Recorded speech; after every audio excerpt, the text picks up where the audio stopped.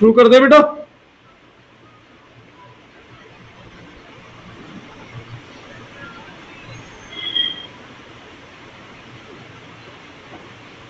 Ratio analysis. कल मैंने आपको दो कैटेगरी बताई थी, शॉर्ट टर्म सॉल्वेंसी और long term solvency. Short term solvency में जनरली हम आंसर लिखते हैं 1:1 में, तो उसे हम प्योर रेशियो भी बोल देते हैं।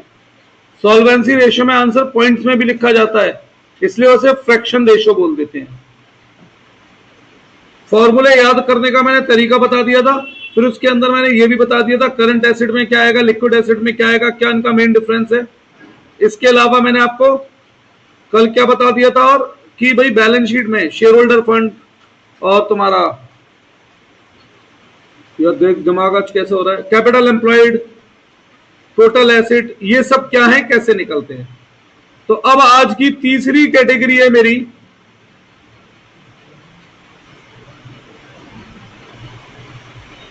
तीसरी कैटेगरी है प्रॉफिटेबिलिटी रेशियो। क्या है? Profitability ratio.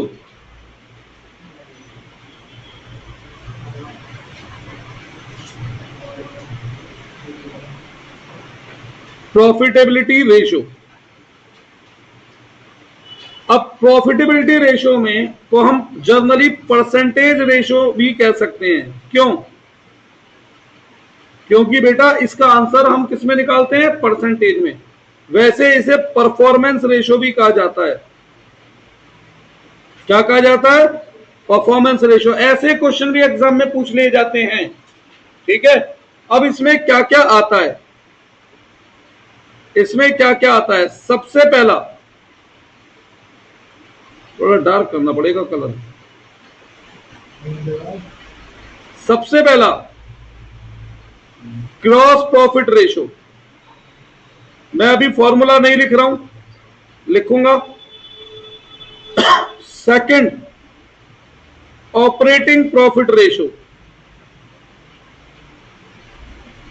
क्योंकि फॉर्मूला में याद करने का तरीका बताऊंगा। तीसरा, ऑपरेटिंग रेशियो, बेसिकली इसका मतलब होता है ऑपरेटिंग कॉस्ट रेशियो। चौथा, नेट प्रॉफिट रेशियो।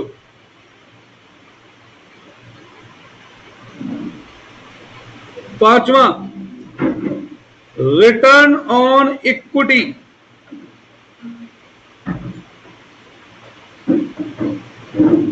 छठा, रिटर्न ऑन कैपिटल एम्प्लॉयड।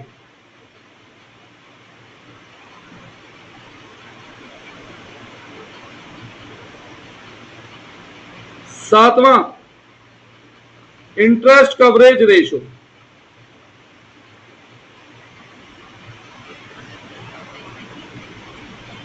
अब इनके फॉर्मूले कैसे याद करे जाएं, उसके बारे में हम अभी बात करते हैं। पहले तो हमें क्या क्या चाहिए, ध्यान देखो। हमें ग्रॉस प्रॉफिट पता होना चाहिए, हमें ऑपरेटिंग प्रॉफिट पता होना चाहिए, हमें ऑपरेटिंग कॉस्ट पता होनी चाहिए, हमें इक्विटी के अगेंस्ट क्या रिटर्न होती है वो पता होना चाहिए, कैपिटल एम्प्लॉयड के अगेंस्ट क्या रिटर्न होती है, हमें ये सब पता होना चाहिए। तो ये सारी मिसिंग चीजें कहां से निकालेंगे? अकेले ग्रॉस प्रॉफिट के मैं आपको 8 फॉर्मूले लिख सकता हूं। तो अब सोच लो, सबके 8 8 8 8 8 64 फॉर्मूले बन जाएंगे। टीएस ग्रेवाल जब आप पढ़ते थे तो क्या करता था, क्वेश्चन में वो हिंट में लिख देता था फॉर्मूले, यही करता था ना, और हम उन्हें यूज करके डायरेक्ट निकाल लेते थे। पर एग्जाम में हिंट कोई ना आती है, तो मैं आपको एक तरीका बताता हूं पहले इन सबको निकालने का, उसके बाद मैं इनका फॉर्मूला याद कैसे रखना है वो बताता हूं। देखो बेटा, इन सबको निकालने के लिए मैं आपको एक इनकम स्टेटमेंट सिखा रहा हूं। क्या सिखा रहा हूं? Income statement. ये इनकम स्टेटमेंट हमारी मदद करेगी बहुत सारे मिसिंग एलिमेंट्स को निकालने में। तो इनकम स्टेटमेंट कुछ ऐसे होती है। शुरुआत करते हैं नेट सेल से। नेट सेल का मतलब समझते हैं? Sales minus sales return. Net sale का मतलब सेल्स माइनस सेल्स रिटर्न। बेटा वो उस पर गिरनी शुरू हो गई हैं सुबह, हाँ सुबह शाम 3-4 दिन में पुरानी सारी गिरनी है। Minus cost of goods sold. हाँ अभी बता रहा हूं, यहां से निकल कर आता है ग्रॉस प्रॉफिट।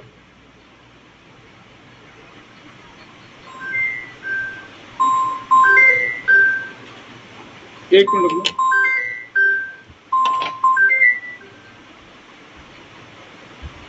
हेलो,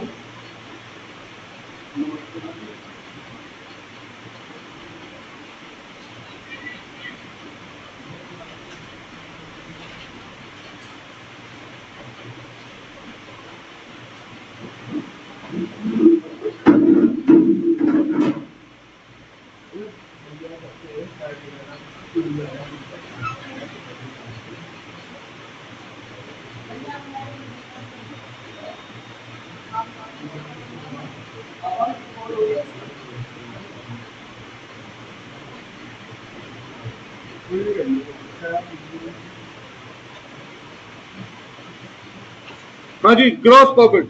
अब इस ग्रॉस प्रॉफिट में से अगर हम माइनस करते हैं ऑपरेटिंग एक्सपेंस, तो निकल कर आता है ऑपरेटिंग प्रॉफिट।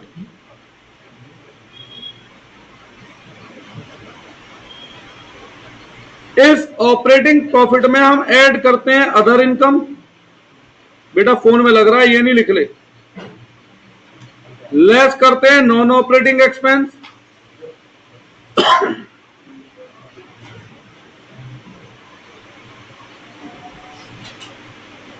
तो निकल कर आता है profit before interest and tax, PBIT. इसमें से अगर हम लेस करते हैं इंटरेस्ट, तो निकल कर आता है प्रॉफिट बिफोर टैक्स,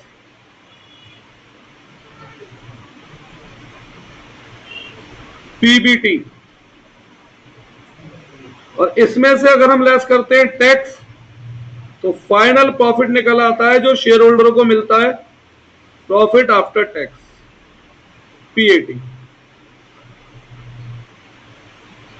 अब यहां पर भी कुछ बातें जो आपको ध्यान रखनी है, एक बारी में मैं फिर इसे स्क्रीन पे पूरा कर दूंगा। Cost of good sold direct कैसे निकलता है?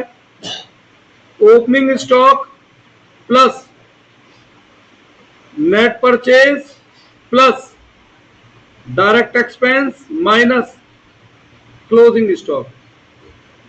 ऑपरेटिंग एक्सपेंस में क्या क्या आते हैं? इसमें आते हैं तीन तरीके के खर्चे: office and administrative expense, depreciation and repair, और सेलिंग एंड डिस्ट्रीब्यूशन एक्सपेंस। अच्छा, cost of good sold plus operating expense के टोटल को ही हम कहते हैं ऑपरेटिंग कॉस्ट। क्या बोलते हैं इसके टोटल को? Operating cost. अच्छा, मैं अब आपसे एक बात पूछूं, अगर प्रॉफिट 20% है तो कॉस्ट कितने परसेंट हुई? अगर प्रॉफिट 20% है तो कॉस्ट कितने परसेंट हुई? कॉस्ट 70 है तो प्रॉफिट, अगर मैं ऑपरेटिंग प्रॉफिट रेशियो बता दूं 20%, तो ऑपरेटिंग कॉस्ट रेशियो नहीं बता सकते हम डायरेक्ट? तो अलग से फॉर्मूला याद करो ना करो, क्या फर्क पड़ता है? सिंगल साहब, ऑपरेटिंग प्रॉफिट अगर 20% है तो ऑपरेटिंग कॉस्ट कितने परसेंट हुई? 80। भाई परसेंटेज का टोटल क्या होता है? 100। ये मैं भी लिखूंगा फॉर्मूले में। अब ये लो, आपकी पूरी इनकम स्टेटमेंट एक जगह पर एक साथ है, इसे नोट कर लो पहले। अब फिर मैं बताता हूं मैंने इस स्टेटमेंट को यूज क्यों किया, मैंने फॉर्मूला क्यों नहीं लिखा, मैं आपको अभी बताता हूं।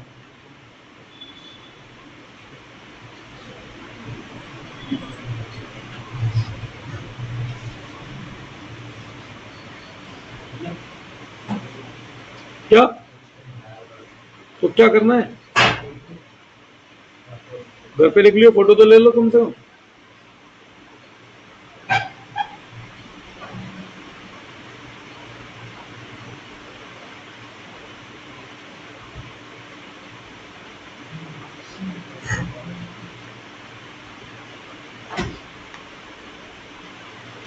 पता है सीयूटी में ज्यादा क्वेश्चन किस तरीके के आते हैं?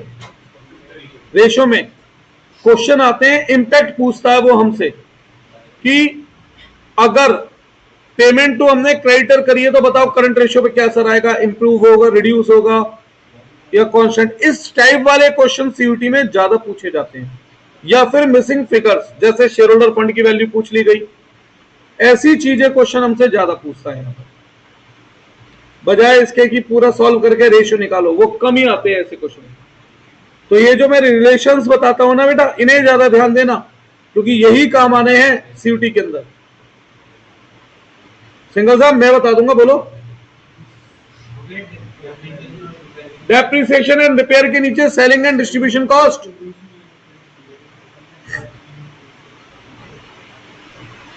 अब लिख चुके हैं, अगर तो मैं कुछ बात करता हूं। अगर मैं बात करूं यहां जीपी रेशो की, भाई साहब फोन रखिए, अब यहां ध्यान दो जरा, ग्रॉस प्रॉफिट की, तो आप बताओ ग्रॉस प्रॉफिट के कितने फॉर्मूले बने? पहला नेट सेल माइनस सीओजीएस बन रहा है। दूसरा operating profit plus operating expense. जरूरी कोई ना है क्वेश्चन में हमें नेट सेल और सीओजीएस हो, ये भी तो गिवन हो सकते हैं। हिंट होती थी ना उसमें, टीएस ग्रेवाल में, वो इस बेस पे थी। तीसरा PBIT plus non operating expense minus non operating income plus operating expense. अरे उल्टा चले गए ना, तो वापस जाना है तो माइनस वाला प्लस, प्लस वाला माइनस। ऐसी PBT plus interest plus non operating expense minus operating income plus operating expense, ऐसे भी जीपी तक पहुंच सकते हैं। कहते आ गया, ठीक है। तो ऐसे बेटा हर चीज के बहुत सारे फॉर्मूले बन जाएंगे, ऐसे ही ऑपरेटिंग प्रॉफिट के बहुत सारे फॉर्मूले बन जाएंगे, ऐसे ही पीबीआईटी। अरे कौन कौन से हिंट याद रखोगे, कौन कौन से फॉर्मूले, तो इस चार्ट में जो गिवन और जो चाहिए उतना हिस्सा दिमाग में बैठाएंगे, ठीक है। अब मैं आपको इससे बनाता हूं फॉर्मूले। क्या बनाता हूं? फॉर्मूले। तो सुनिए, अब वापस आते हैं, ये रहे जीपी रेशो। हमें किसका रेशो निकालना है बेटा? ग्रॉस प्रॉफिट का। बेस क्या है आप बताओगे मुझे? बेस कुछ गिवन है? नहीं। अब मैं आपसे एक एग्जांपल देता हूं। मैंने 20 रुपए का पेन बेचा और मैं आपसे कहता हूं भाई मैंने 20% कमाया, तो आप लोग मेरी कमाई कितनी सोच रहे हैं? कितने रुपए में बताओ? 20 रुपए का तो पेन ही बेचा है, 20% मैंने कमाया, तो आपके दिमाग में मेरी कमाई कितनी आती है? 4 रुपए। तो आपने परसेंटेज किस पे निकाल दी? सेल पर। किस पे निकाल दी? तो जब कोई बेस गिवन नहीं होता तो बेस हमेशा हम नेट सेल को लेते हैं। और आजकल एक नया फैशन चल रहा है, सबको पता है नेट सेल का क्या नया नाम चल रहा है? Revenue from operation. Cost of goods sold को क्या कह दिया जाता है आजकल के फैशन में? Cost of revenue from operation, ठीक है। ऑपरेटिंग प्रॉफिट रेशो, किसका रेशो निकालना है बताओ? ऑपरेटिंग प्रॉफिट का। तो ऑपरेटिंग प्रॉफिट आ गया ऊपर, बेस कुछ बताया नहीं। अरे फॉर्मूला याद करना बहुत आसान था, कुछ भी नहीं था। 12th में हमें लगता था इतने फॉर्मूले, कितने क्या, कुछ भी नहीं है। Operating cost ratio upon net cell. तो भैया ऐसे किया था। हाँ तो मैंने तो ऐसे याद कराया था, मैं जनरल बात कर रहा हूं। नेट प्रॉफिट रेशो, तो फॉर्मूला क्या बना? नमित याद हो गए? अब नेट प्रॉफिट तो यार, लेकिन एक दिक्कत है, इस इनकम स्टेटमेंट में कहीं दिख ही नहीं रहा। ये वो इनकम स्टेटमेंट नहीं है जो टीएस ग्रेवाल में थी, नोटिस करना, ये अलग से बनाई है मैंने, ठीक है। कहीं दिख रहा है इसमें नेट प्रॉफिट? नेट प्रॉफिट आप किसे कहते थे 11वीं में? फाइनल प्रॉफिट को ना। तो फाइनल प्रॉफिट क्या है यहां पर? Profit after tax. तो यहां पे क्या लिख दूंगा मैं? नेट प्रॉफिट का मतलब क्या हुआ? Profit after tax. और कैसे निकलेगा बताने की जरूरत है ही नहीं। Chart return on equity. अब ये बात ध्यान दे लो बेटा जरा, यहां पर रिटर्न ऑन इक्विटी, तो कायदे में फॉर्मूला बनना चाहिए रिटर्न अपॉन इक्विटी इंटू 100, है ना। अब इक्विटी मतलब क्या होता है? बस ये बता दो इस इनकम स्टेटमेंट में से शेयर होल्डर को कहां से पैसा मिलेगा, इस पूरी इनकम स्टेटमेंट में शेयर होल्डर को कौन सा पैसा मिलेगा, प्रॉफिट आफ्टर टैक्स। तो बेटा यहां रिटर्न का मतलब प्रॉफिट आफ्टर टैक्स है, यहां रिटर्न का मतलब क्या है, प्रॉफिट आफ्टर टैक्स है। कोई डाउट हो गया। रिटर्न ऑन कैपिटल एम्प्लॉयड, तो फॉर्मूला क्या बनना चाहिए,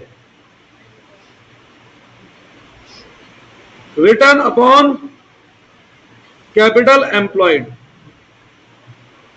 इनटू 100। अब कैपिटल एम्प्लॉयड का मतलब क्या बताया था मैंने कल, share holder fund plus lone दोनों।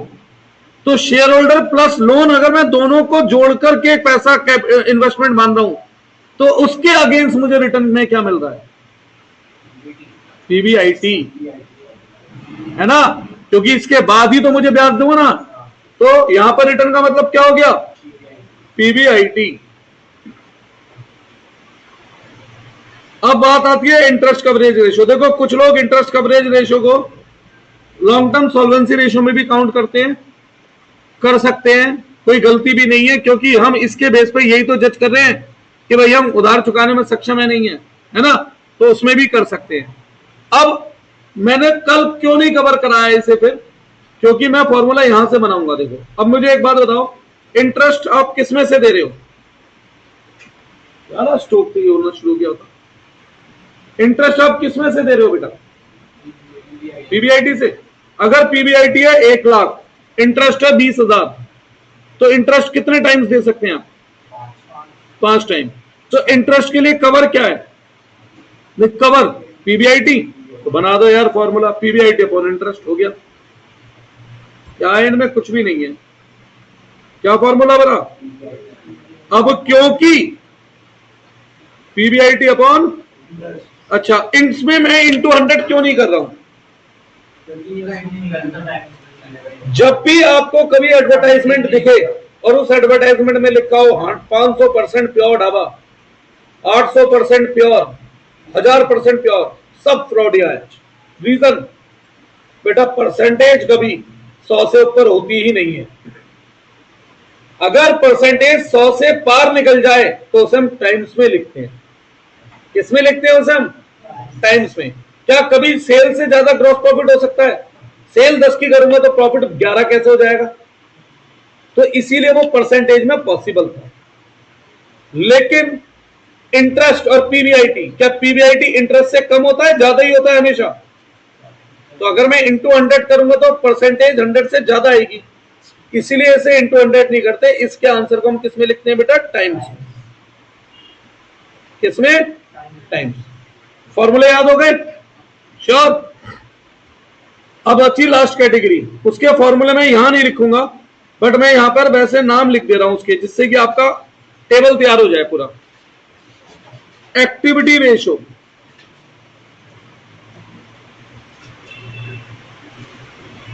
इसको हम टर्नओवर रेशो भी कहते हैं,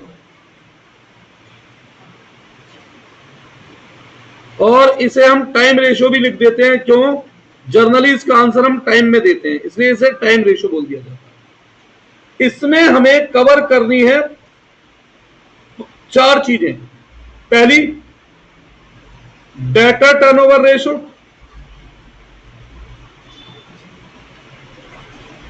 दूसरी क्रेडिटर या अकाउंट पेबल टर्नओवर रेशो, तीसरी स्टॉक कह दो या इन्वेंट्री कह दो, इन्वेंट्री टर्नओवर रेशो, और चौथी एनी अदर टर्नओवर रेशो। लिखवाऊंगा अलग से, लिख लो पहले ये टेबल के अंदर, एमसीक्यू में काम आएगा। कई बार वो हमसे क्या कहता है, which one is not the activity ratio, 4 नाम दे देगा, 3 इसमें से होंगे, बाकी कोई चौथा अलग होगा।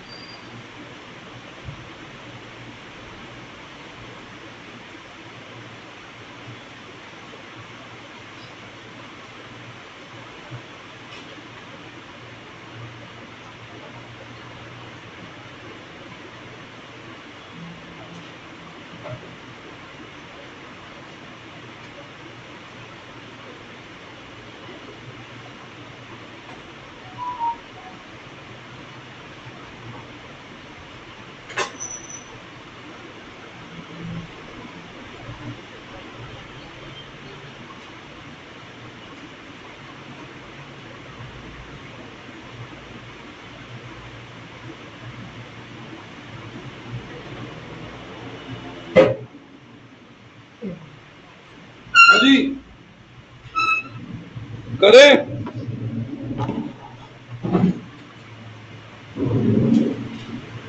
चलो तो लिखता हूं अब मैं। सबसे पहले बात करता हूं मैं, एक तरफ डेटर टर्नओवर रेशियो और एक तरफ creditor turnover ratio. Debtor turnover ratio, सभी लोग शांत रहना, दो जनों से पूछना है मुझे कुछ। क्रेडिटर टर्नओवर रेशियो, हाँ भाई नमित, डेटर कौन होते हैं बेटा? जिनसे पैसा लेना है, सही है। तो क्रेडिटर कौन होते हैं? कौन सुनाता है, सिखाता है तुम्हें इतनी अच्छी अच्छी डेफिनेशन? ये गलत है बिल्कुल। अब मेरी बात सुनो, मैंने तुझे 10,000 रुपये उधार दिए हैं, तुझसे पैसे लेने हैं, तो तू मेरा डेटर है, तो लोन एडवांस है मेरा। फिर लोन एडवांस कहते हैं ना इसे। मैंने किसी से 20,000 रुपये उधार ले रखे हैं, फ्यूचर में पैसा लौटाऊंगा, तो उसे क्रेडिटर नहीं कहते, उसे लोन कहते हैं। फिर तो गलत परिभाषा क्यों बता रहे हैं आप मुझे? डेटर का मतलब वो बिल्कुल भी नहीं है जिससे पैसा लेना है। पैसा तो 1000 तरीके का लेना है। डेटर का मतलब होता है वो पर्सन जिसे उधार में माल बेचा है, इसलिए पैसा लेना है। डेटर को हम रिसीवेबल टर्नओवर रेशियो भी बोल देते हैं, क्योंकि पैसा लेना है। तो इसका फॉर्मूला बना net credit sale.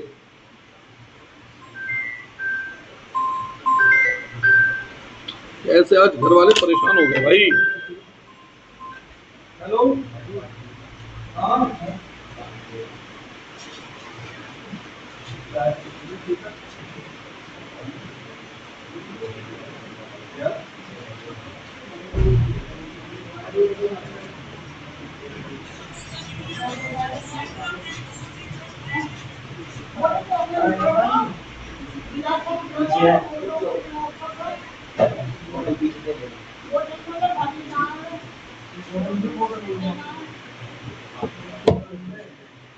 Net credit sale, हाँ जी बोलूं। नेट क्रेडिट सेल अपॉन में बताता हूं क्या आएगा। तो अब ऐसे ही क्रेडिटर कौन होता है भाई? जिससे उधार में माल खरीदा है, ना कि जिसे पैसा लौटाना है। समझ में आ गई? तो इसका फॉर्मूले में ऊपर क्या आएगा? Net credit purchase. और याद रखना बेटा, मैंने आप लोगों को 11 से यही सिखाया है। अगर आप मेरी 11th की वीडियो भी देखोगे, उसमें मैं कभी नहीं बोलता डेटर वो है जिससे पैसा लेना है। मैं 3 एग्जांपल देता था XYZ कि भाई X को मैंने 10,000 रुपए उधार दिए, Y के लिए मैंने उधार में काम करा, Z को मैंने उधार में कुछ बेचे। याद आ गया? अब अपॉन में क्या आएगा? अपॉन में आना चाहिए डेटर। डेटर को हम अकाउंट रिसीवेबल भी बोल देते हैं। क्या बोल देते हैं? डेटर को अकाउंट। पर एक प्रॉब्लम है। कौन सा डेटर? ओपनिंग या क्लोजिंग? क्या डेटर कांस्टेंट रहता है या बदलता रहता है? बदलता रहता है ना। तो इसीलिए एवरेज डेटर या एवरेज अकाउंट रिसीवेबल। हो गया फॉर्मूला याद? याद रहेगा? भूल जाओगे आप? अपॉन में एवरेज क्यों लिखा? डेटर अपॉन में डेटर आना चाहिए, क्योंकि डेटर का है। ठीक है। अब ये बता दो, डेटर क्या पूरे साल कांस्टेंट रहते हैं? डेटर बदलते रहते हैं, कभी बढ़ते हैं कभी कम होते हैं। तो इसीलिए एवरेज डेटर। सेम यहां अपॉन में क्या आना चाहिए? या फिर एवरेज अकाउंट पेबल। अच्छा, आप एक बात यहां पे ध्यान रखना बेटा, यहां पर आप डेटर को डेटर तक सीमित मत रखना। यहां पर आप डेटर को डेटर तक सीमित मत रखना। यहां पर आप डेटर में डेटर और बीआर दोनों को काउंट करना, अगर एग्जाम में क्वेश्चन दिखता है। क्योंकि बेसिकली बात हो रही है रिसीवेबल की, और पैसा मुझे दोनों से लेना है। सेम बात यहां पर, क्रेडिटर को जस्ट क्रेडिटर मत समझो, पेबल समझो। तो यहां पे क्रेडिटर प्लस बीपी दोनों एक साथ यूज होंगे। था क्या इस फॉर्मूले में? था कुछ भी ऐसा? सिंगल साहब याद हो गया? अब नेट क्रेडिट सेल कैसे निकलेगी? अरे भैया बच्चों का खेल है। मैंने पूरे दिन में दुकान में 50,000 का माल बेचा, उसमें से 5,000 का माल वापस आ गया। तो कितनी सेल है मेरी फाइनल? 45,000।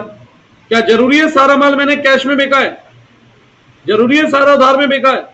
तो इसमें से कैश सेल हटा दो, क्रेडिट सेल आ जाएगी। क्या दिक्कत है भाई?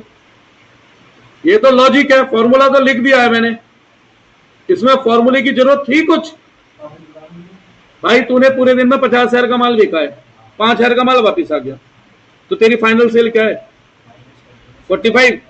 इस 45,000 में से तूने 20,000 का माल कैश में बेचा है, तो उधार में कितने का बेचा है? अबे तो मैंने भाई इसी बात को फॉर्मूले का रूप दे दिया। एक्चुअली में कोई फॉर्मूला नहीं है, तो लॉजिक है, ठीक है ना? ऐसे ही अगर मैं यहां पे बात करूं ग्रॉस परचेज, मैं आमने सामने इसलिए दे रहा हूं कि एक रेशियो भी दिमाग में बैठ गया, दूसरा बैठ जाएगा। माइनस परचेज रिटर्न क्या बनी? Net purchase, minus cash purchase, तो क्या आ जाएगी? Net credit purchase.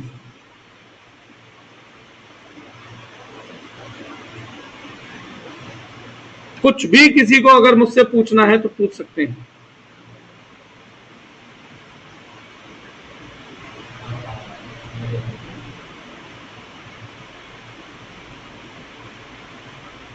आप लोगों के ऊपर छोड़ा मैंने।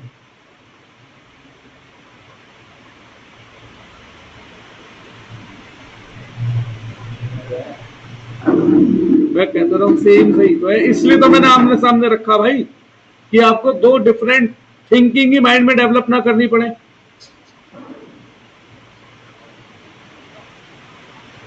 अब आप खुद सोचो, अधिकतर फॉर्मूले आप माइंड में अपने सोच सकते हो। अच्छा, अब आपको इसका मतलब और पूछ लूं मैं, डेटर टर्नओवर रेशियो का मतलब क्या होता है? अरे एक चीज तो भूल ही गया बेटा मैं, क्या? Average debtor. क्या फॉर्मूला होगा बताओ? Opening debtor plus closing debtor upon 2। ऐसी एवरेज क्रेडिटर का क्या फॉर्मूला बनाओगे? Opening creditor plus closing creditor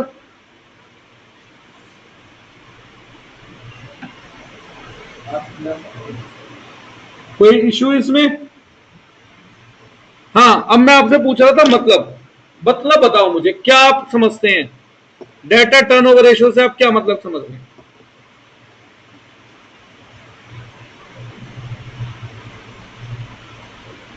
जो दिमाग में आए बताओ। अरे इसका सीधा सा मतलब है, साल में कितनी बार ये प्रक्रिया चलती है कि मैंने माल बेचा और पैसा आ गया। ठीक है, ये प्रक्रिया चलती है, मैंने माल बेचा पैसा आ गया, माल बेचा पैसा आ गया। तो अब आपके हिसाब से ये प्रक्रिया ज्यादा है तो अच्छा है, कम है तो अच्छा है? भाई उतनी बार ज्यादा माल बिक रहा है नहीं, है ना? दूसरी बात, अगर मैंने साल में 5 बार माल बेचा और पैसा मेरा आ गया, तो एक बार का जो पैसा है वो आने में कितना समय ले रहा है, बता सकते हैं?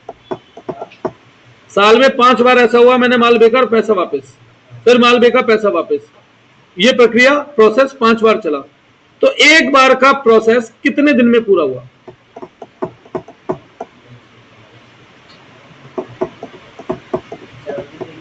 सेवेंटी 73 डेज में। इसी को कह देते हैं डेटर वेलोसिटी, यानी कि कितने समय में पैसा वापस आता है। लिख दूं इसे भी?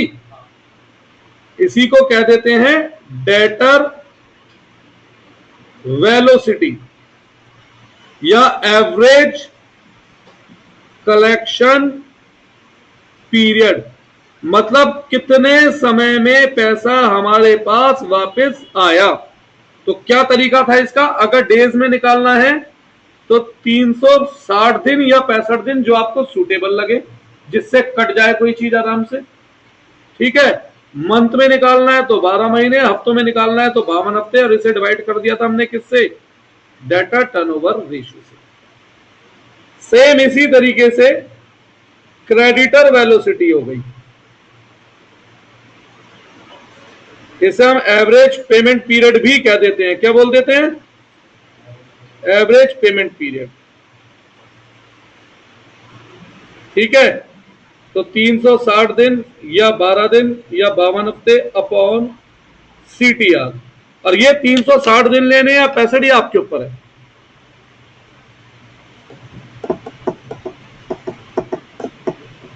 डेटा वेलोसिटी, क्रेडिट वेलोसिटी का मतलब क्लियर है, कितने दिन में पैसा आ रहा है या कितने दिन में पैसा लौटा रहा है।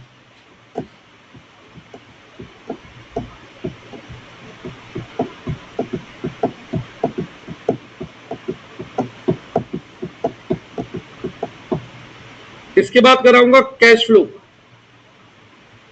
फिर उसके बाद एक दिन बैलेंस शीट, और उसके बाद मैं रुक जाऊंगा, कुछ नया नहीं पढ़ाऊंगा 5-6 दिन, 4-5 दिन केवल क्वेश्चंस। फिर आप कहेंगे पार्टनरशिप, पार्टनरशिप पे तो भैया 7 स्टेप जिंदाबाद, ठीक है। डिबेंचर डिसोल्यूशन 1 दिन का है MCQ के लिए, फंडामेंटल भी 1 से 2 दिन का है MCQ। पिछली बार अच्छा था, 20 मई से डेट थी, 50 दिन मिले थे।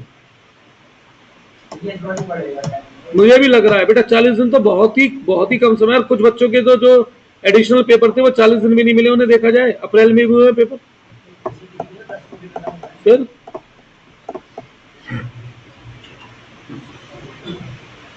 करें, आगे बढ़े। अगला नंबर, स्टॉक टर्नओवर रेशो। भैया आजकल नया फैशन चला है, स्टॉक कहना ही बंद कर दिया है, केवल क्या कहने लगे, इन्वेंट्री। अरे बात तो एक ही है बेटा। हाँ भाई मान्या जी, फॉर्मूला इसका कैसे याद हो, ये याद हो गया था डेटा टर्नओवर रेशो का। देखो अब देखोगे तो लगेगा कितना सारा लिखा है हमने, जबकि वो सब कुछ अंडरस्टैंडेबल था। ऐसी इसकी बात करता हूं। मान्या जी, स्टॉक की वैल्यूएशन कौन सी कीमत पे होती है?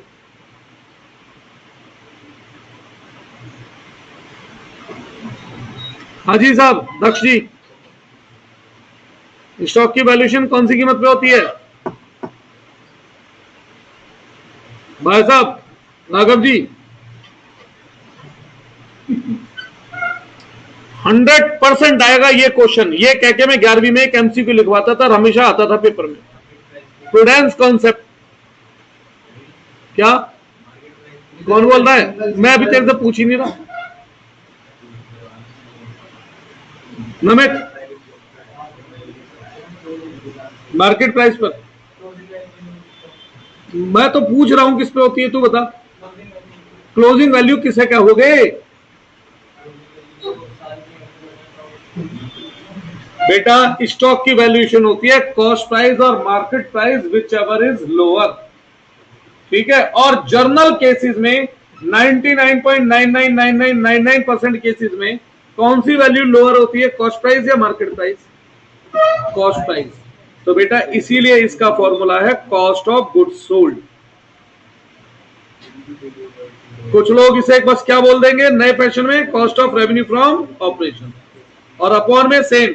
क्या स्टॉक पूरे साल मेंटेन होता है, फिक्स रहता है, या बढ़ता घटता रहता है? तो इसीलिए स्टॉक कौन सा, एवरेज स्टॉक। अच्छा, अब कॉस्ट ऑफ गुड्स सोल्ड के 2 फॉर्मूले होते हैं। चलो मैं फॉर्मूले बनाना ही सिखाता हूं, क्या याद करोगे उसे भी, ये भी सिखाई देता हूं। ट्रेडिंग अकाउंट का फॉर्मेट याद है, 11वीं कक्षा में कई बार बनाया होगा। शायद कुछ ऐसे था, शायद यहां ओपनिंग स्टॉक आता था, फिर परचेज माइनस परचेज रिटर्न करते थे तो बाहर नेट परचेज बन जाती थी। फिर डायरेक्ट एक्सपेंस लिखते थे, यहां सेल माइनस सेल्स रिटर्न लिखते थे तो ये नेट सेल बन जाती थी। ऐसे ही था कुछ या कुछ और पढ़ते थे बताओ? फिर यहां लिखते थे क्लोजिंग स्टॉक और यहां निकल कर आता था ग्रॉस प्रॉफिट। ऐसे ही कुछ पढ़ा था या कुछ और पढ़ा था? यही था। अब मैं आपको कॉस्ट ऑफ गुड्स सोल्ड के 2 फॉर्मूले याद करवा रहा हूं। चलो, वैसे तो मैंने अपने लिए जीवन में कभी कोई फॉर्मूला याद किया नहीं अकाउंट में, क्योंकि अकाउंट है, फॉर्मूले क्या मतलब भाई, अकाउंटिंग लॉजिक है, पर वो लॉजिक बता रहा हूं। अब मैं आपसे पूछूं, ये पेन मैंने 25 रुपए का बेचा और इसमें 5 रुपए मैंने कमाए, तो इस पेन की लागत कॉस्ट कितनी, कैसे निकाला? किसमें से किसे माइनस करा? अबे तो यार पहला formula cost of goods sold का यही तो होता है भाई, सेल माइनस जीपी, यही होता है। अब रही बात दूसरे फॉर्मूले की, अकाउंट क्या कहता है? दोनों साइडों का टोटल क्या आना चाहिए? अबे तो जो इधर से टोटल आ रहा है वही टोटल इधर से भी तो आना चाहिए। इसीलिए दूसरा फॉर्मूला क्या बना? Opening stock plus net purchase plus direct expense minus close. ये है लॉजिक। अकाउंट में फॉर्मूले का क्या मतलब? मैथ्स लेना है भाई, या तो मतलब बताओ कम का बना लो, फॉर्मूले क्या है इतनी बना लो। मैंने कभी याद नहीं करा रेशो का कोई फॉर्मूला, मैंने कभी शेयर में कोई वर्किंग नोट में दिमाग में बैठाया था कोई स्टेप? मैंने बस क्या करा था बेटा, थ्योरी पढ़ी थी, क्योंकि मैंने खुद से पढ़ा था, मैंने क्वेश्चन नहीं पढ़ी थी, मैंने उस थ्योरी को दिमाग में रख करके पूछ लेता था। जीवन में सब्जेक्ट ही एक समझ में आया था बस, अकाउंट, और कुछ आया ही ना। ठीक है, आगे बढ़े। हो गए कॉस्ट ऑफ गुड्स सोल्ड के दो फॉर्मूले याद। एवरेज स्टॉक का फॉर्मूला,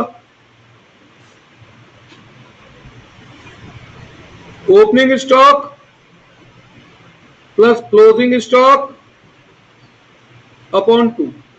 अब मैं आपसे लास्ट एक बात पूछ रहा हूं, स्टॉक टर्नओवर रेशियो का मतलब क्या होता है? कोई बस इतना बता दे मुझे, मैं ज्यादा की इच्छा नहीं रख रहा आपसे। स्टॉक टर्नओवर रेशियो का मतलब क्या होता है? क्या बोला? कितनी बार माल बिकता है?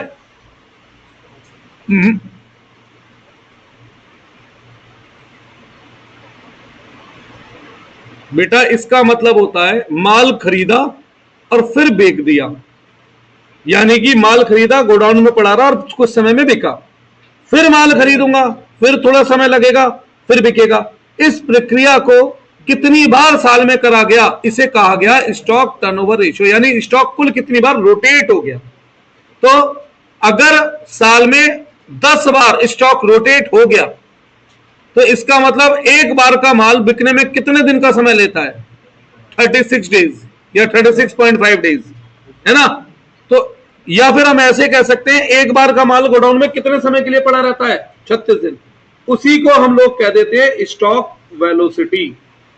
स्टॉक की जगह अगर आपको इन्वेंट्री वेलोसिटी दिखे तो कंफ्यूज मत हो जाना, और इसी को हम कह देते हैं स्टॉक होल्डिंग पीरियड। क्या बोल देते हैं इसी को? Stock holding.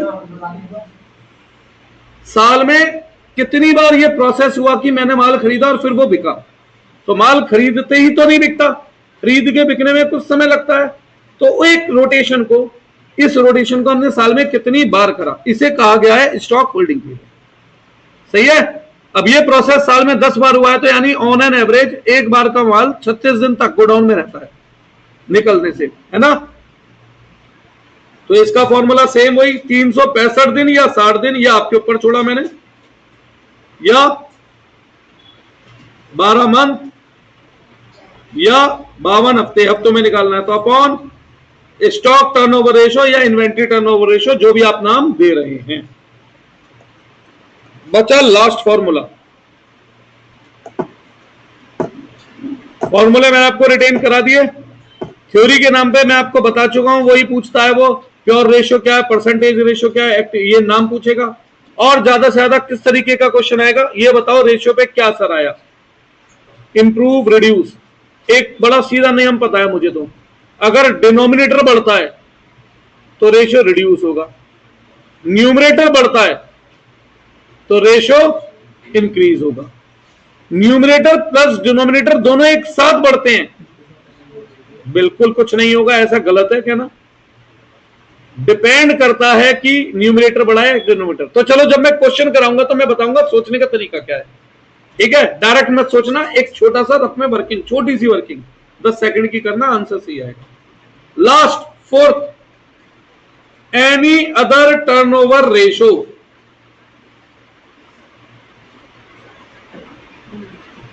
Any other turnover ratio. देखो बेटा, टर्नओवर का बेसिकली मतलब होता है सेल्स। बेसिकली वैसे टर्नओवर एक वाइडर टर्म है। कैसे? टर्नओवर के अंदर हम बेसिकली टोटल रिसीप्ट को काउंट कर लेते हैं। ठीक है, टोटल रिसीप्ट को, कि भाई जैसे मैंने आपसे जो पढ़ाकर पैसे लिए प्लस नोट्स बेच के पैसे लिए, इन सारी चीजों को। पर मोटे तौर पे अभी आप कह सकते हैं टर्नओवर मतलब नेट सेल, तो ऊपर आएगा नेट सेल। और नेट सेल का दूसरा नाम क्या है आजकल का मॉडर्न नेम बताओ? Revenue from operation upon other item. बस खत्म। अब जैसे वर्किंग कैपिटल टर्नओवर रेशियो है, तो क्या फॉर्मूला बनाओगे बताओ? Net cell upon working capital. Net worth turnover ratio है अगर, तो क्या फॉर्मूला बनाओगे बताओ? Net cell upon net worth. Net worth means share holder fund.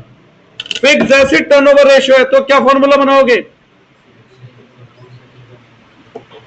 Current asset turnover ratio है, तो अब भैया मैं कितने लिखूं? लिख लेना यार जो आ जाए। बस क्या याद रखो, ऊपर क्या आएगा? नेट सेल अपॉन में अदर आइटम। अदर आइटम मतलब जिसका टर्नओवर मांगा है यार। वर्किंग कैपिटल का मांगा है तो upon working capital, fix asset का मांगा है तो upon fix asset, share holder fund का मांगा है तो अपॉन शेयर होल्डर, डेप्थ का मांगा है तो अपॉन डेप्थ, जो मांगा है वो अपॉन। ये फॉर्मूले आज कोशिश करो थोड़ा सा दिमाग में बनाने, सोच के आना घर पे, जिससे कि हम इसकी थोड़ी सी प्रैक्टिस कर लें कर, और इसको यूज करके मैं दिखाता हूं। इसके बाद पढ़ाऊंगा कैश फ्लो, और उसके बाद वो हेड सब हेड,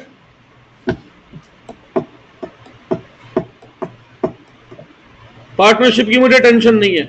मैं 2 घंटे में भी एडमिशन, रिटायरमेंट, डेथ और चेंज इन पीएसआर सिखा सकता हूं, सिंगल 2 आवर में भी। ये सारे चैप्टर ये आप जानते भी हैं।